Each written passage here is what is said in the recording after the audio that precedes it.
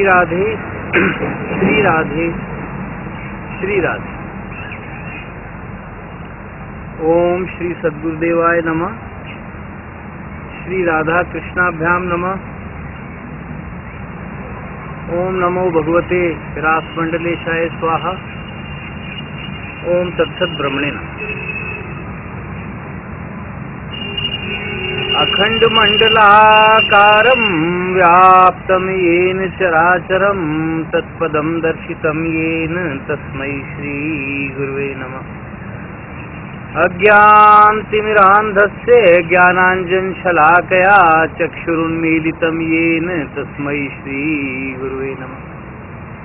गुरुर्ब्रह्मा गुरुर्विष्णु गुरुर्देवो महेश्वर गुरु साक्षात् परब्रह्म तस्मै श्री गुरुवे नमः। वंशी विभूषित करान्नव नीरदाभात पीतांबरादरुण बिंब फलाधरोष्ठात् पूर्णेन्दु सुंदर मुखादरविंद नेत्रात् कृष्णात् परम किमपि तत्त्वमहं न जाने। वसुदेव सुतं देवं कंस चाणूरमर्दनं देवकी परमानंदं कृष्णं वंदे जगद्गुरुम्। त्वमेव माता च पिता त्वमेव बन्धुश्च सखा त्वमेव सेव्यश्च गुरुस्त्वमेव त्वमेव सर्वं मम देव देव। मन्मना भव मद्भक्तो मद्याजी मां नमस्कुरु मामे वैश्यसि सत्यं ते प्रतिजाने प्रियोऽसि मे। सर्वधर्मान् परित्यज्य माम् एकं शरणं व्रज अहं त्वा सर्वपापेभ्यो मोक्षयिष्यामि मा शुचः। बहूनां जन्मनामन्ते ज्ञानवान् मां प्रपद्यते वासुदेवः सर्वमिति समात्मा सुदुर्लभः। यो मां पश्यति सर्वत्र सर्वं च मयि पश्यति तस्याहं न प्रणश्यामि स च मे न प्रणश्यति। मत्कर्म कृन् मत्परमो मद्भक्तः संगवर्जितः निर्वैरः सर्वभूतेषु यः स मामेति पाण्डवः। अनन्यचेता सत्तं यो मां स्मरति नित्यशः तस्याहं सर्वः पार्थ नित्ययुक्तस्य योगिनः। हरि ओम तत्सत् हरि ओम तत्सत् हरि ओम तत्सत्।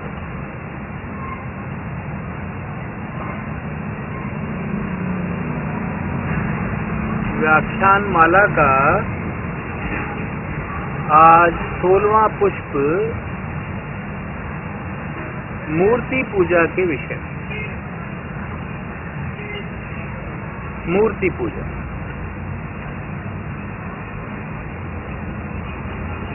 क्योंकि हमें बहुत गहन चिंतन करना है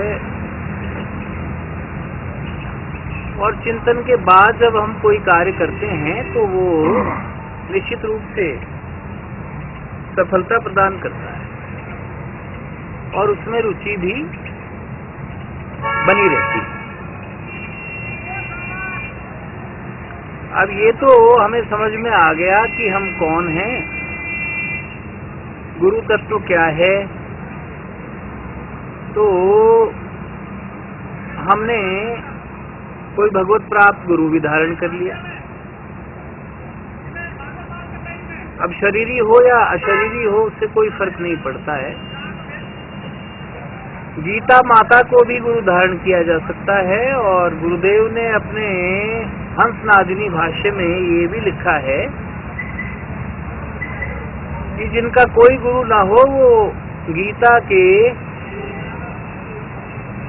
13वें अध्याय का 7वें से 11 तक जो 5 श्लोकों का एक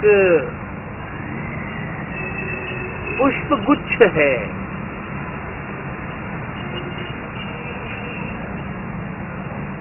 तो उन 5 श्लोकों की ही गुरु रूप में अपने हृदय में प्रतिष्ठा कर सकते हैं।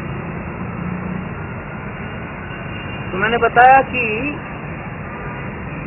गुरु शास्त्र भी हो सकता है, गुरु मनुष्य भी हो सकता है, जीवित भी हो सकता है, शरीर में नहीं हो तो भी हो सकता है, लेकिन उस गुरु से आपको पूर्ण शांति प्राप्त, तसल्ली मिले, आपको पूरा विश्वास हो उस पर, फिर कोई समस्या नहीं। अन्यथा तो ये हो जाएगा कि अंधे गुरु का बहरा चेला और दोनों नरक में खेलम खेला। गुरु शिष्य अंध बधिर का लेखा, एक नहीं सुने एक नहीं देखा। तो अंधा अंधे खेलिया दोनों खूब पड़न। अब क्या करे बेचारा, खुद ही कुछ नहीं जानता है, तो वो आपको क्या ले जाएगा? वो जिसकी आंखें नहीं है वो दूसरी बिना आंख वाले का मार्गदर्शन कैसे कर सकता है? तो गुरु बहुत सोच समझ करके आपने धारण कर लिया। और जो इससे पूर्व बताया गया था कि भगवत तत्व का भी पूरा विचार करके आपने भगवान संबंधी भी अवधारणाएं आपकी पूरी तरह से स्थिर हो गई। फिर यहाँ यह भी देखना है कि गीता एक और बहुत महत्वपूर्ण बात कहती है कि भूतों को पूजने वाले भूतों को प्राप्त होते हैं, पितरों को पूजने वाले पितरों को प्राप्त होते हैं, देवी देवताओं को पूजने वाले, मैंने बताया था देवी देवता से मतलब है अग्नि देवता, वरुण देवता, वायु देवता आदि।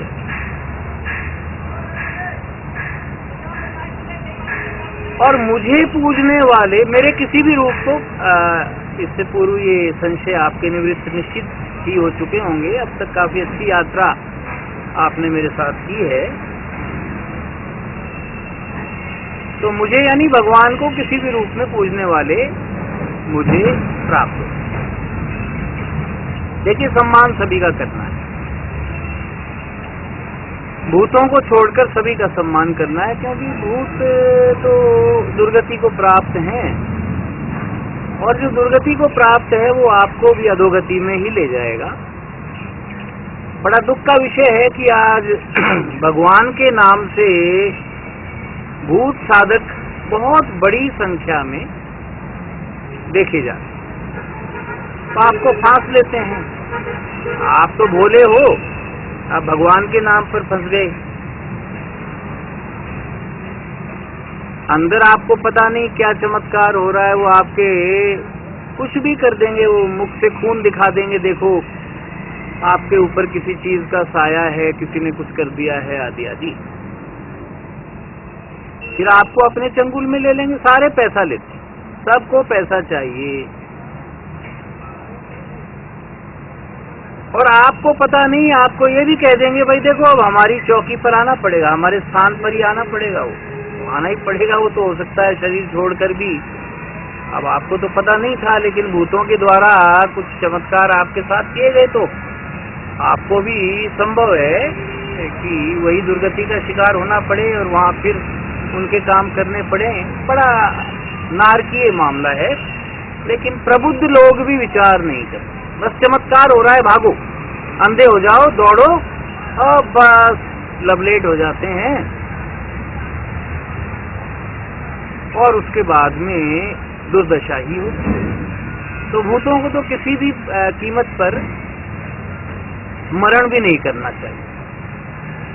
अब पितर आ जाते हैं तो पितरों का आदर करना है, लेकिन आपको ये मालूम होना चाहिए कि पितृलोक बहुत ऊंचा लोक है।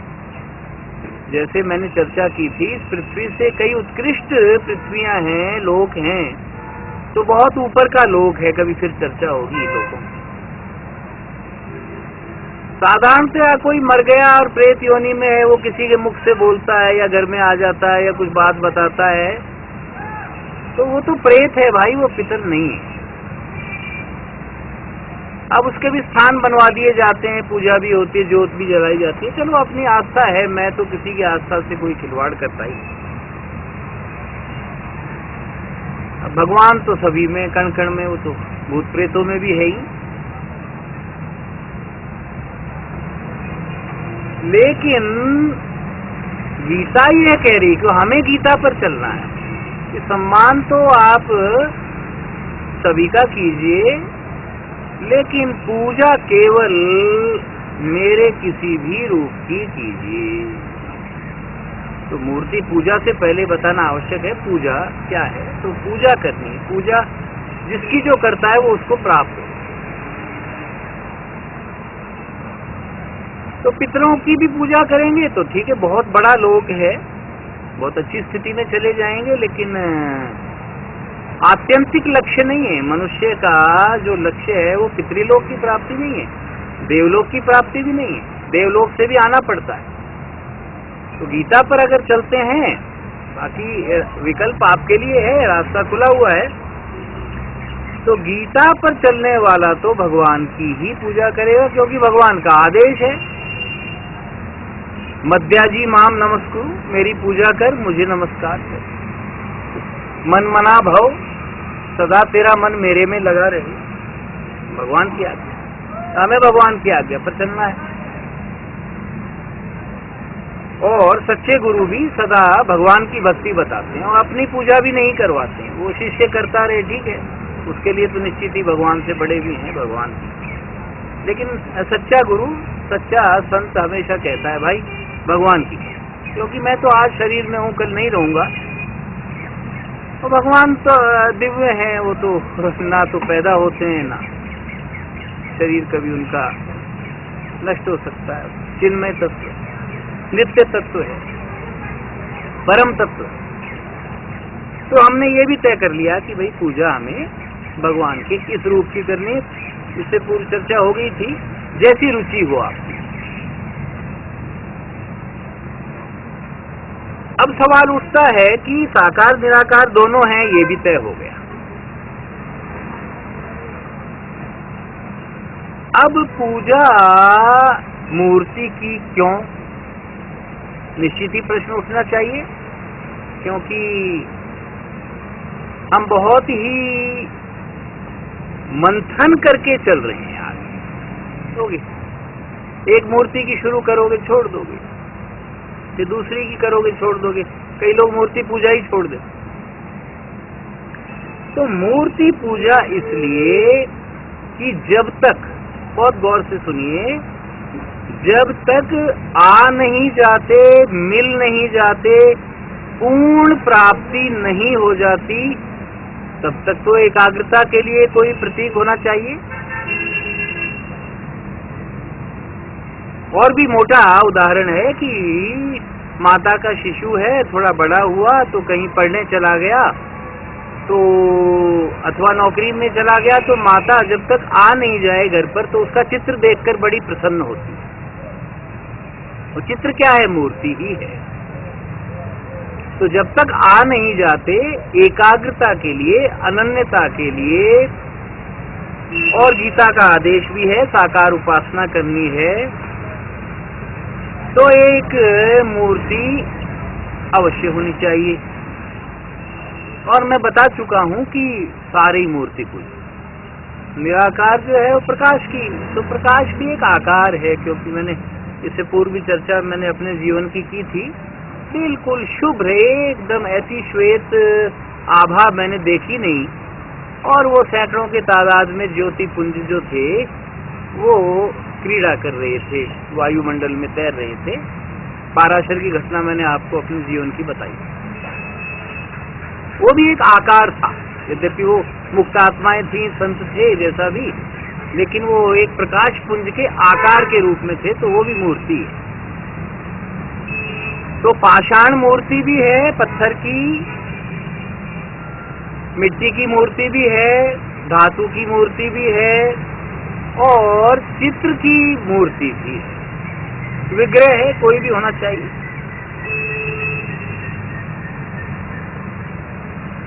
तो मूर्ति के बिना आपकी एकाग्रता नहीं बनेगी।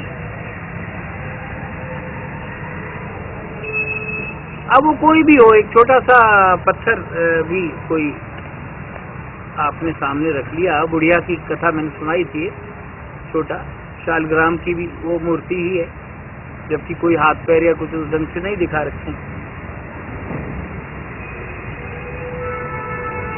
अब जैसा रूप आपको अच्छा लगे, बाल रूप भगवान का अच्छा लगता है तो बाल गोपाल के रूप में मूर्ति हो सकती है।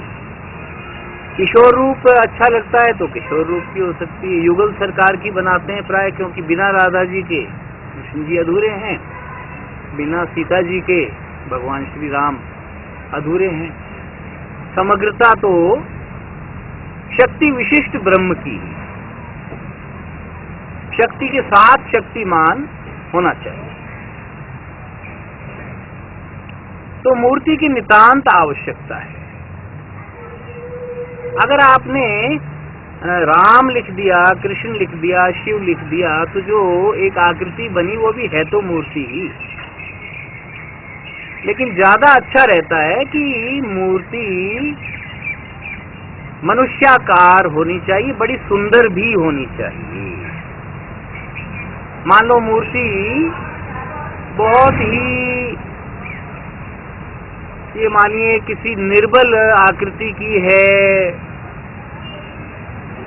कोई ज्यादा आकर्षक भी नहीं है, मूर्ति के बाल बिखरे हुए हैं, वस्त्र अस्त व्यस्त हैं, तो आपका चित्त प्रसन्न नहीं होगा, खिन्नता बनी रहेगी। अगर वो बड़ी बीभत्स है, अगर बड़ी घोर भयानक सी लग रही है, तो भी बहुत से लोगों की रुचि नहीं होती। घोर उपासना वालों की होती है, की जा सकती है, कोई दिक्कत नहीं। लेकिन प्राय है जितनी आकर्षक और सुंदर मूर्ति होगी, मन ज्यादा लगेगा। मुख्य बात है मन लगना। अब आप कहेंगे कि मूर्ति में भगवान है या नहीं। अरे भाई, तो होली क्यों मना रहे हो? होली इसीलिए मना रहे हो कि प्रहलाद की याद में, और प्रहलाद ने खंबे में से निकाल दिया था। तो जब खंबे में से प्रकट हो सकते हैं तो मूर्ति में से प्रकट नहीं हो सकते, ये कौन सा न्याय हुआ? फिर तो होली मत मनाइए। फिर तो मना ही प्रहलाद के कारण रहे हैं। तो पक्की आस्था है, दृढ़ विश्वास है कि प्रहलाद ने खंबे में से नरसिंह भगवान प्रकट किए थे। इसी प्रकार से आपको भी पूरा विश्वास रखकर, श्रद्धा रख करके, उसमें भगवत भाव रख करके उसकी पूजा करनी।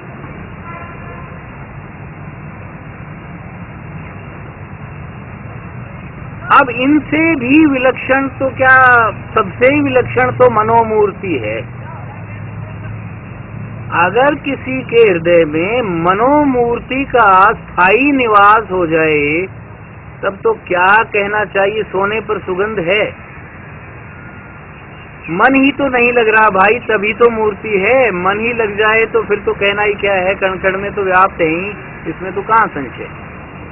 मन नहीं लग रहा है। मन क्यों नहीं लग रहा है? क्योंकि अभ्यास कई जन्मों का संसार में विचरने का ही पड़ा हुआ है।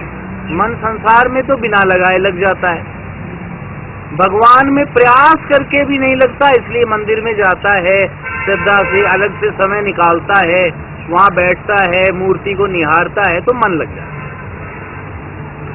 स्टेजेस अगर कवर हो जाएं, बढ़ती जाए स्टेजेस, तो अंत में मनोमूर्ति, मन में एक आकृति ऐसी बैठ गई और वो सदा ही मन में बैठी रही, तो फिर तो सारा काम बन गया। फिर उसको आवश्यकता नहीं है, मन में ही उसी मूर्ति के दर्शन करे। तो यथा प्रपद्यन्ते का, ये यथा माम प्रपद्यन्ते सांसतैव भजाम्यहम्, तो जैसा वो भजेगा वैसे ही भगवान उसको भजेंगे, वो उसको प्राप्त हो जाएंगे। तो मनोमूर्ति तो सर्वश्रेष्ठ बताई गई। लेकिन जब तक वो स्टेज नहीं आ जाती, तब तक आपको अन्य मूर्तियों की शरण लेनी चाहिए। और जो स्टेज भी आ जाए तो भी लोक संग्रह के लिए भी घर में स्थित या देवालय में स्थित मूर्ति का दर्शन आप कर सकते हैं, कोई कष्ट थोड़ी है।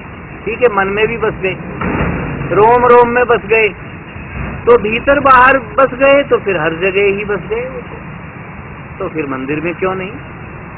लोक संग्रह भी होता है। महापुरुषों ने, जिनको तो नित्य प्राप्त थे, उन्होंने भी इस तरह के कार्य इसलिए किए। लोक संग्रह कहा जाता है कि जिससे लोग, चूंकि किसी महापुरुष की नकल करते हैं, करनी भी चाहिए, करनी ही है। नकल उनके कार्यों की करनी चाहिए, एग्जैक्ट उनकी नकल तो हो नहीं सकती, हम उनके चरण धूलि के एक कण भी नहीं, वो हो ही नहीं सकती। लेकिन जो मार्ग वो बताते हैं, इसलिए वो स्वयं लोक संग्रह के लिए इस तरह के कार्य करते रहते हैं, जिससे लोग भी करें और अपनी नौका पार उतारें। और जिन पुजारियों ने बड़ी भाव भक्ति की है, पुजारी से मेरा मतलब जो पूजा करे और जो विशिष्ट रूप से यही कार्य कर रहा है, जिसका सारा जीवन ही इसके लिए है, अगर वो भाव रखता है तो बहुत ही सुंदर है। लेकिन अन्य भी रख सकते हैं, पुजारी का मतलब जो पूजा करे। तो दर्शक आते हैं, वो पूजा ही करने आते हैं, वो भी करते हैं। तो पुजारी से मेरा दोनों से आशय है, अगर पुजारी भाव भक्ति करता है, अगला विषय भाव का ही लिया जाएगा, तो भाव भक्ति जैसी करता है वैसा फल मूर्ति से प्राप्त हो जाता है। कई इतने भाव में डूब गए कि मेरे भगवान को ठंड लग रही है, रात को उठे सर्दी के मौसम में, रजाई छोड़ दी और गए तो देखा कि वस्त्र वास्तव में हटा हुआ, तो वस्त्र उड़ाया। कई बार उनको लगा मेरे ठाकुर जी भूखे हैं, तो फिर पता चला कि अच्छा आज तो भोग लगाने से रह गया या अमुक वस्तु का भोग नहीं लगा, तो देखा गया कि वास्तव में ये स्थिति थी। कई बार तो स्वयं आए हैं किसी बालक का रूप लेकर, ये जैसे भी, और मांग करके कोई भोग प्रसाद मिष्टान इत्यादि ग्रहण किया है। स्वप्न में भी दर्शन देती है मूर्ति कि आज तेरे से ये कमी रह गई, आज तूने ये कार्य नहीं किया, तो फिर वो पुजारी ऐसा कार्य करता है। तो कहने का आशय ये है कि अगर पूरी तरह से भगवत भाव हो जाता है तो मूर्ति मनचाहा फल देती है।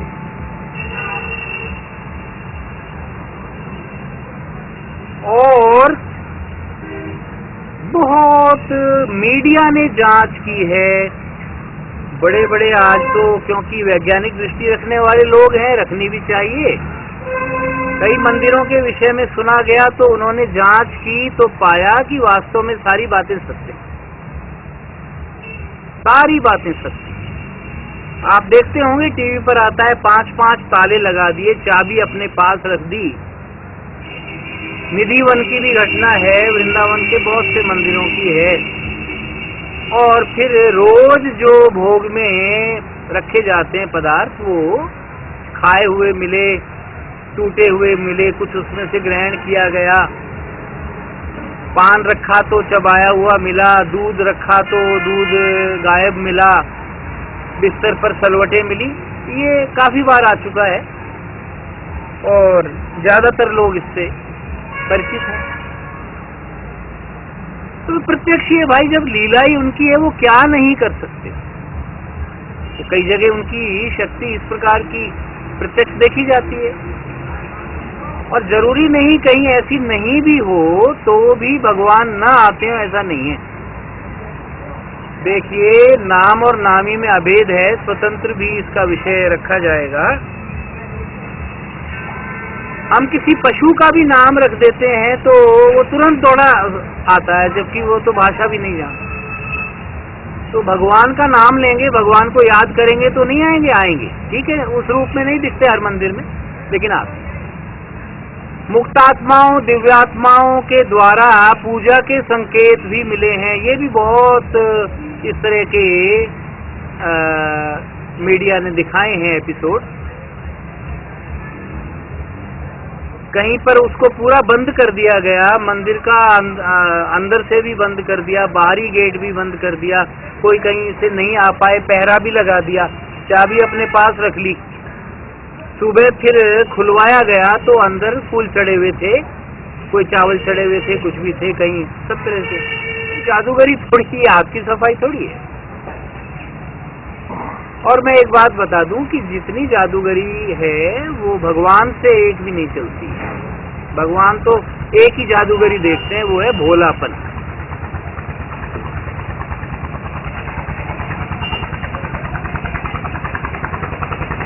कपट गांठ कोई नहीं, सबसों सरल स्वभाव, नारायण सा भक्त की लगी किनारे नाव। ये तो इसलिए मंथन हो रहा है कि हम उतने भोले नहीं हैं, यहाँ उल्टी यात्रा हो रही है। हम कुछ ज्यादा चालाक हो गए तो वापस भोला बनना है। भोला बनते ही तो भगवान निश्चित रूप से आ जाते हैं, तो रुकते ही नहीं है। मोहि कपट छल छिद्र न भावा।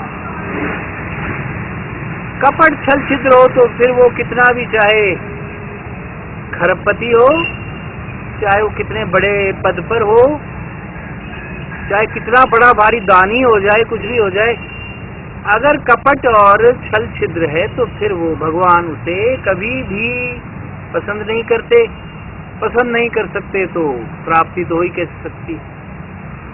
तो भोलेपन की तरफ ले जा रहा हूं मैं आपको। मैं भी जा रहा हूं, मैंने बताया मेरी यात्रा आपके साथ है, आपके पीछे ही है, ये मान लीजिए। आप आगे आगे हैं, मैं तो आपके पीछे हूं। तो इसलिए मूर्ति पूजा करनी चाहिए। मूर्ति पूजा आवश्यक है। मनोमूर्ति सर्वश्रेष्ठ है, वो अंत में होती है। बैठ जाओ, बैठना चाहोगे।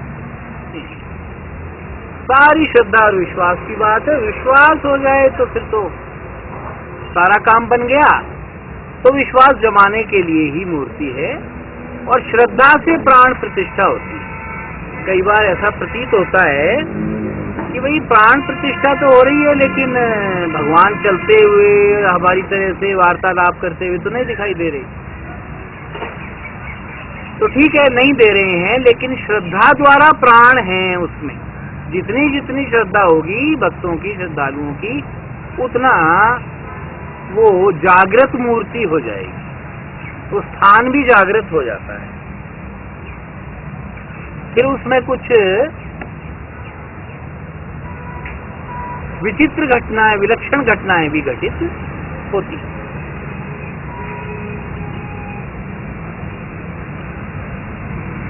और अगर मैंने बताया कि कोई निराकार का उपासक है तो बहुत अच्छी बात है।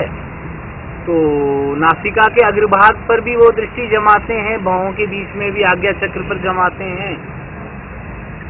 अच्छा है, प्रकाश के दर्शन करो, मेरे लिए तो वो भी मूर्ति है, उनके लिए नहीं हो तो कोई दिक्कत नहीं। भगवान सब प्रकार से हैं, सब रूपों में। समस्या क्या होती है कि हम एकांगी दृष्टिकोण रखकर चलते हैं। वो हाथी वाली कथा आपने सुनी होगी, बड़ी कॉमन है, लेकिन बार बार विचार करना चाहिए कि अंधेरे में 5 नेत्रहीन इकट्ठे हो गए। ये तो वैसे भी दिखता नहीं था, फिर पूरा अंधेरा था। तो एक हाथी को छुआ, तो किसी ने पैर को छुआ तो उसको लगा हाथी का मतलब ये संरचना पैर की है।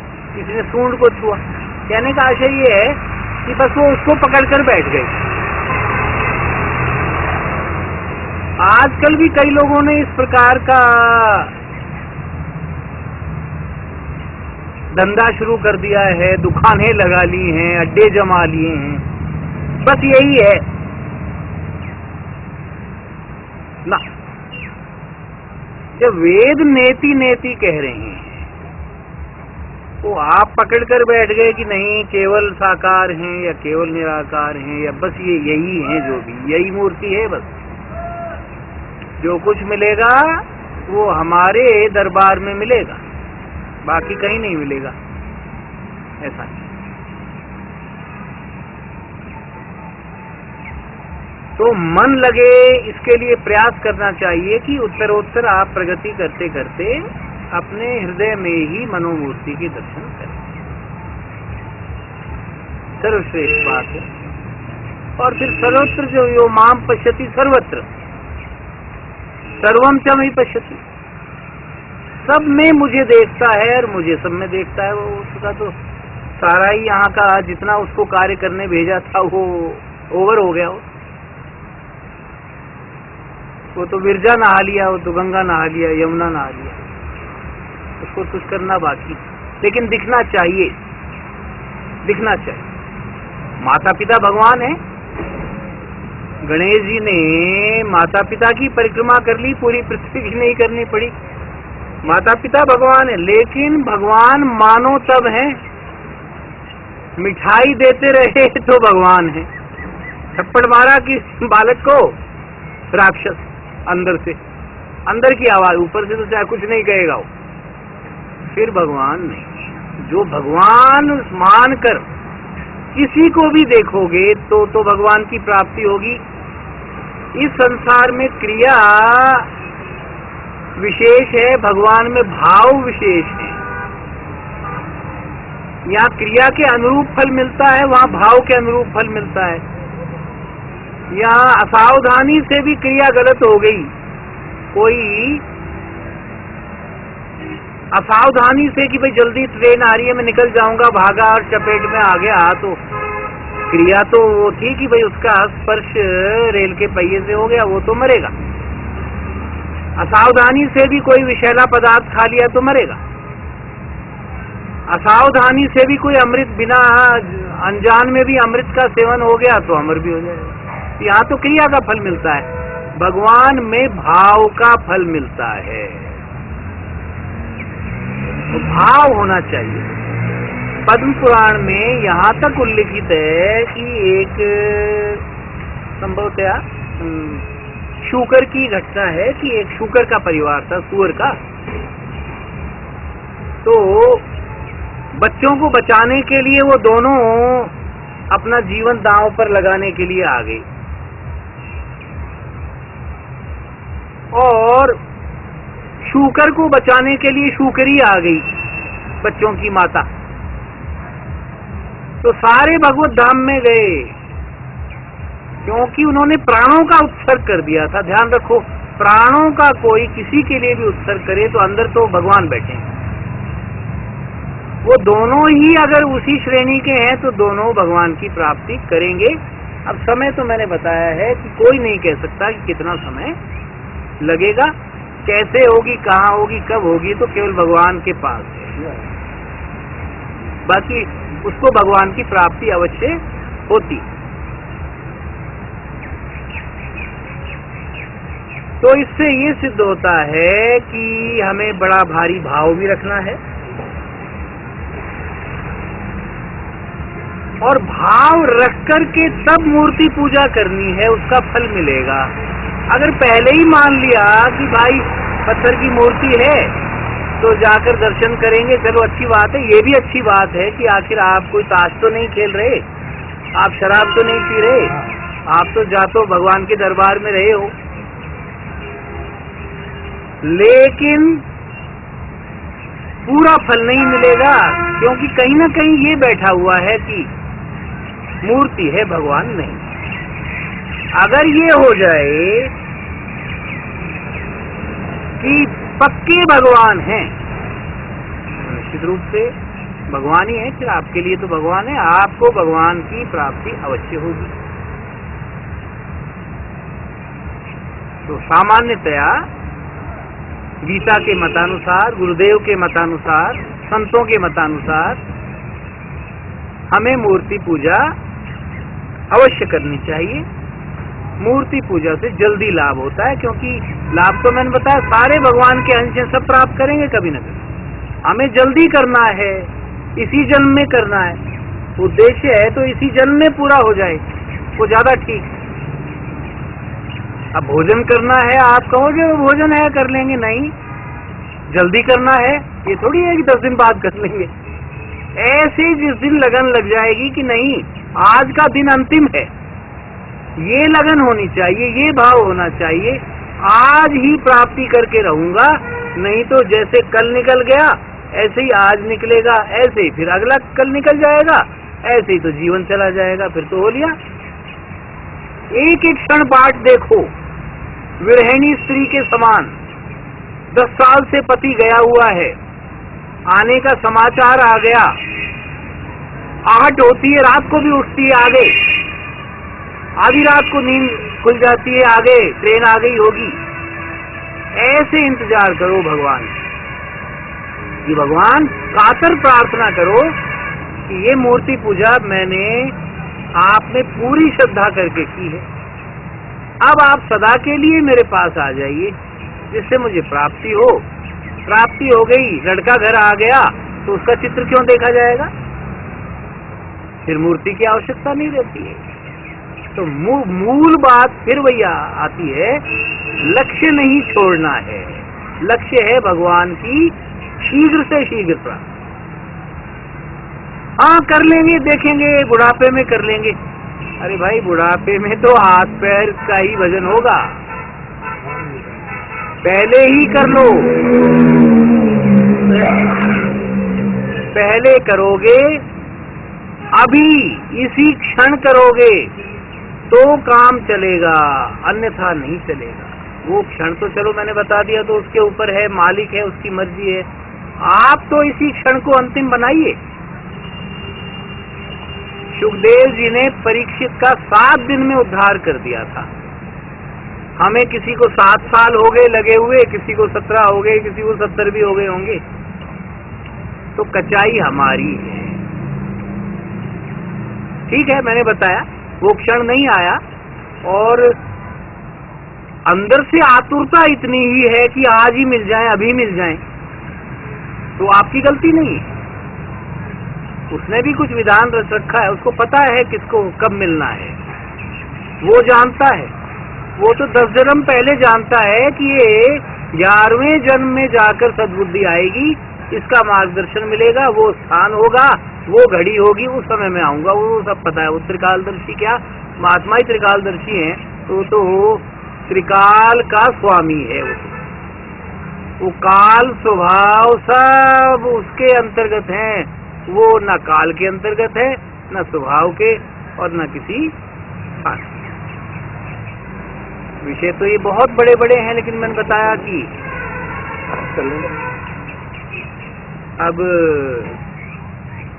कुछ संक्षेप में सार ग्रहण करना है। तो आज का सार ये रहा कि मूर्ति पूजा की वैज्ञानिकता अवश्य है, मूर्ति पूजा क्यों करनी चाहिए ये भी हमने चर्चा की, किसकी करनी चाहिए ये भी चर्चा की। अब एक प्रश्न और भी खड़ा हो जाता है कि गुरु की भी मूर्ति बनाई जा सकती है, गुरु की भी करें या केवल भगवान की करें।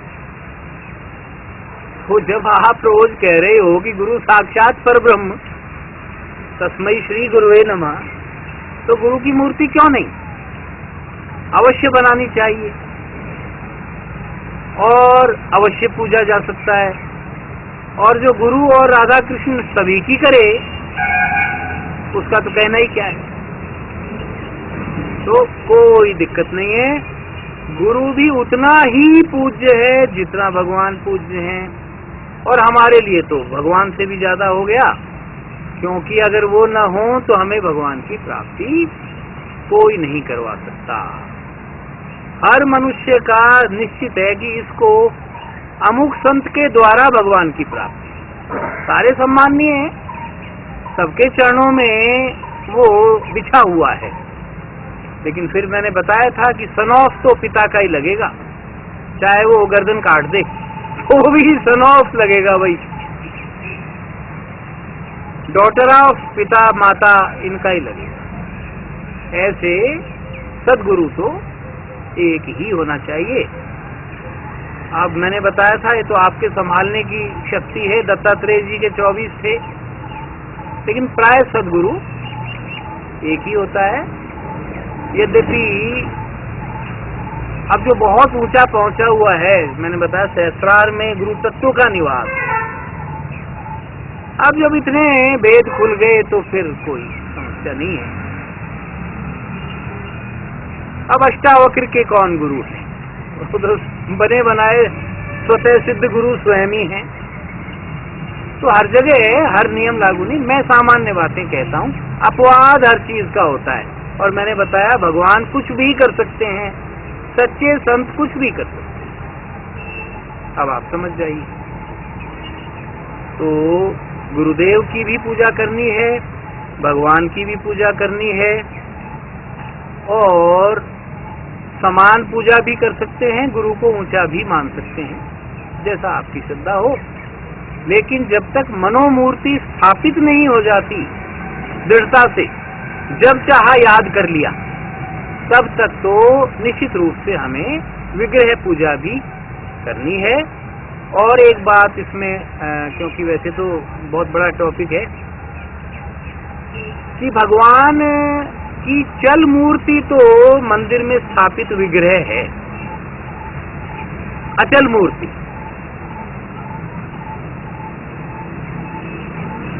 इमोबाइल,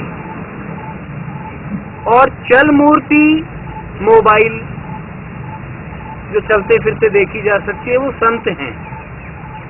संत भगवान की मूर्ति ही है, वो चल मूर्ति।